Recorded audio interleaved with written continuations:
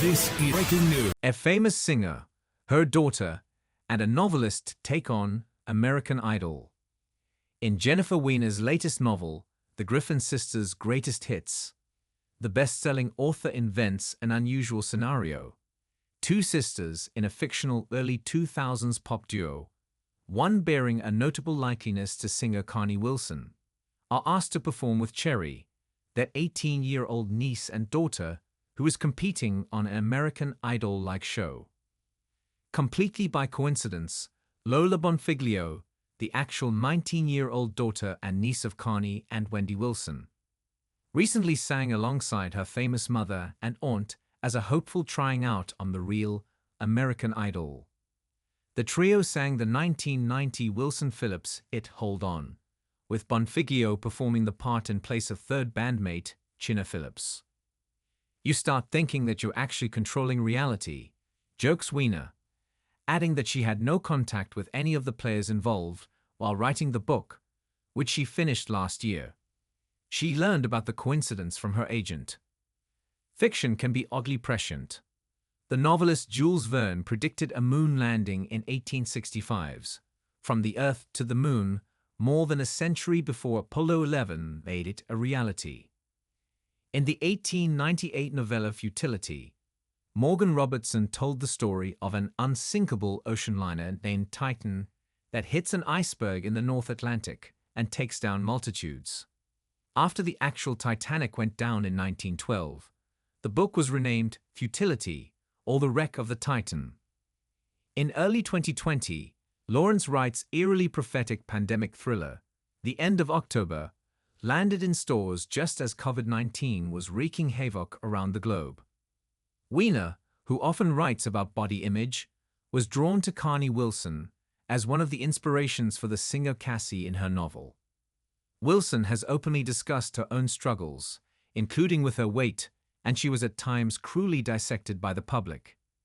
Cassie is similarly pilloried. Wilson herself recalls the scrutiny.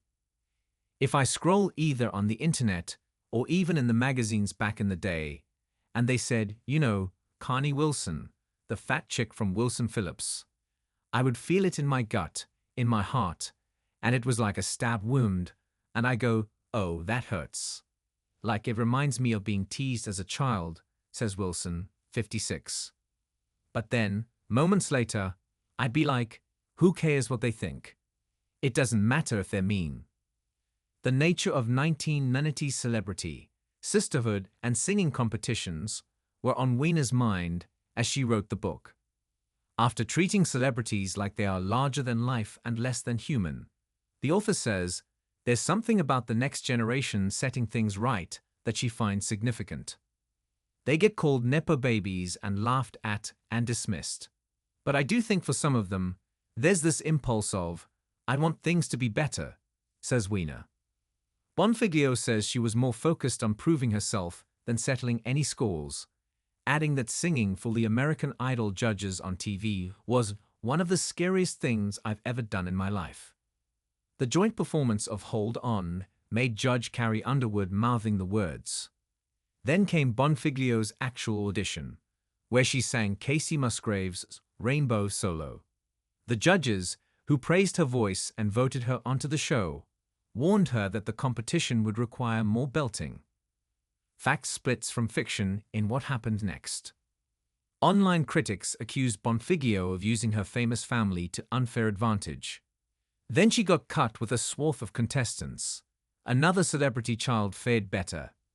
Bailey Littrell, son of Backstreet Boys band member Brian Littrell, advanced. In the book, Cherry reaches the finals. She ultimately gets cut because her mom and aunt refuse to perform with her on stage. Later, they sing together in a different setting, and the long-scrutinized family begins to mend its wounds.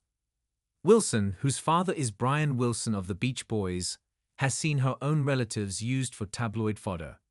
She bristles at the disdain directed toward children who follow their famous parents into show business.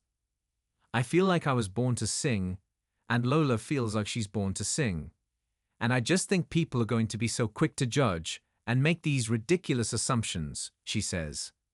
Did Lola show what she can do? Absolutely not. Will she be able to stick with this and keep on singing and performing and writing? Yes, and so that's all I care about.